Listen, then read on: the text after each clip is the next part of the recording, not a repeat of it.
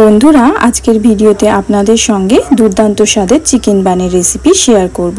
বাড়িতে খুব সহজে ওভেন ছাড়া কিভাবে চিকেন বান বানিয়ে উপভোগ করবেন সেটাই আজকের ভিডিওতে আপনাদের মাঝে তুলে ধরছি। আশা করি রেসিপিটি ভালো লাগবে। রেসিপি ভালো লাগলে চ্যানেল সাবস্ক্রাইব করে পাশে থাকবেন। চলুন তাহলে ভিডিও শুরু করি। বন্ধুরা, পিঁয়াজ হেসেলে আপনাদের সবাইকে স্বাগত জানাই। আমার চ্যানেলের ভিডিওগুলি ভালো লাগলে আমার চ্যানেলটি কিন্তু অবশ্যই সাবস্ক্রাইব করবেন। রেসিপি শুরুতেই প্যানে 1 চামচ পরিমাণ বাটার দিয়ে 200 গ্রাম চিকেন কিমা ঢেলে দিলাম। সেই সাথে দিয়ে দিচ্ছি 200 গ্রাম পরিমাণ কুচিয়ে রাখা পেঁয়াজ। এই রেসিপিতে আমি চিকেন কিমা সমপরিমাণ পেঁয়াজ কুচি ব্যবহার করেছি। আপনারা চাইলে পেঁয়াজ কুচির পরিমাণ বাড়িয়ে অথবা কমিয়েও নিতে পারেন। সেই সাথে আমি দিয়ে দিচ্ছি 1 চামচ পরিমাণ আদা রসুন বাটা। এখন সমস্ত উপকরণ একসঙ্গে ভালোভাবে নাড়াচাড়া করে মিক্স করে নিচ্ছি। সেই সাথে দিয়ে দিচ্ছি স্বাদ অনুযায়ী লবণ, 1 চামচ পরিমাণ জিরের গুঁড়ো আর 1/2 চামচ পরিমাণ গোলমরিচের গুঁড়ো। এখন সমস্ত উপকরণ একসঙ্গে ভালোভাবে নাড়াচাড়া করে মিশিয়ে নিয়ে হালকা আঁচে 10 মিনিটের মতো কিমাটা আমি রান্না করে নেব। কিছুক্ষণ ছাড়া ছাড়াই কিন্তু কিমাটা একটু নাড়াচাড়া করে দিতে হবে, নাহলে নিচে লেগে যাওয়ার সম্ভাবনা থাকবে। 10 মিনিট পর এর মধ্যে আমি দিয়ে দিচ্ছি 1 চামচ পরিমাণ ময়দা। সেই সাথে ময়দার সঙ্গে দিয়ে দেব 1/2 কাপ পরিমাণ দুধ। এই ময়দা ও দুধটা কিমার মধ্যে একটা খুব সুন্দর বাইন্ডিং নিয়ে আসবে, তাই আমি ব্যবহার করলাম। এখন এই দুটো উপকরণ একসঙ্গে ভালোভাবে নাড়াচাড়া করে মিশিয়ে নিয়ে আরও 2-3 মিনিটের মতো কিমাটা আমি রান্না করে নেব। 2-3 মিনিট পর দেখবেন কিমাটা অনেকটা আঠালো ভাব চলে এসছে। এই পর্যায়ে আমি গ্যাসের ফ্লেম অফ করে কিমাটা ঠান্ডা হবার জন্য এক পাশে রেখে দেব। এখন আমি চিকেন বানের জন্য ডো তৈরি করে নেব, যে জন্য 1/2 কাপ উষ্ণ গরম দুধের মধ্যে আমি দিয়ে দিচ্ছি 2 চামচ পরিমাণ ড্রাই ইস্ট। সেই সাথে দিয়ে দেব 2 চামচ পরিমাণ চিনি। চিনির সঙ্গে ইস্টটা বিক্রিয়া করে খুব ভালো ফার্মেন্ট হতে সাহায্য করবে, তাই চিনির ব্যবহার অবশ্যই করবেন। চিনিটা খুব ভালোভাবে মিশিয়ে নিয়েছি। এখন দিয়ে দিলাম স্বাদ অনুযায়ী নুন। এখন সমস্ত উপকরণ একসঙ্গে ভালোভাবে মিশিয়ে নিয়ে এক পাশে রেখে দেব। অপর পাশে একটা পাত্রে আমি 2 কাপ পরিমাণ ময়দা নিয়েছি। এখন ময়দার মধ্যে একটা ডিম ফাটিয়ে নেব। ডিম দেওয়া হয়ে গেলে এখন ডিমটা খুব ভালোভাবে ময়দার সঙ্গে মিশিয়ে নেব।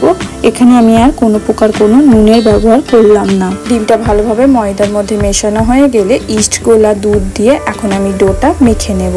একটা চটচটে ডো তৈরি হবে। এই পর্যায়ে এর মধ্যে আমি 2 চামচ পরিমাণ সাদা তেল দিয়ে খুব ভালোভাবে মাখতে থাকবো। ডোটা মাখতে কিন্তু 10 মিনিটের মতো সময় লাগবে। ডোটা খুব ভালোভাবে একেবারে স্মুথ করে মেখে নিয়েছি। এখন উপর থেকে একটু সাদা তেল ব্রাশ করে দেব। তেল ব্রাশ করা হয়ে গেলে এখন উপর থেকে একটা প্লাস্টিকের র্যাপার দিয়ে খুব ভালোভাবে ঢাকা দিয়ে গরম জায়গায় 1 ঘন্টার জন্য রেখে দেব। এই পর্যায়ের জন্য আপনারা যে কোনো এয়ারটাইট কন্টেনারও ব্যবহার করতে পারেন। এখন 1 ঘন্টা পর ফিরে আসছি। 1 ঘন্টা পর দেখুন ডোটা কিন্তু ফুলে একেবারে ডবল হয়ে গেছে। এখন আমি প্লাস্টিকের র্যাপারটা তুলে ডোটাকে আরও একবার ভালোভাবে মেখে নিচ্ছি। এখন এই মেখে নেওয়া ডো থেকে আমি কয়েকটা লেচি কেটে নেব। আপনারা যে সাইজে বান বানাবেন সেই অনুযায়ী এখানে লেচি কেটে নিতে পারেন। এখানে আমি একটু মিডিয়াম সাইজের লেচি কেটে নিয়েছি। এখন কেটে নেওয়া লেচিগুলো হাতের তালুতে রুটির আকারে বাড়িয়ে নিয়ে ভিতরে ঠান্ডা করে রাখা চিকেন পুর ভরে নিয়ে গোল গোল করে গড়ে নিচ্ছি। একটা থালায় বাটার পেপার বিছিয়ে আমি গোল গোল করে গড়ে নেওয়া বানগুলো রেখে উপর থেকে প্লাস্টিকের র্যাপার দিয়ে ঢাকা দিয়ে আরও কিছুক্ষণের জন্য রেখে দেব। অপর পাশে বান আমি আলাদা রেখে দিয়েছি। এখন এগুলো তেলের মধ্যে ভাজার জন্য কড়াই তেল মিডিয়াম আঁচে গরম করে 2টো করে বান পাশাপাশি দিয়ে আমি হালকা আঁচে 4 থেকে 5 মিনিট সময় ধরে উল্টে পাল্টে লাল লাল করে ভেজে নেব।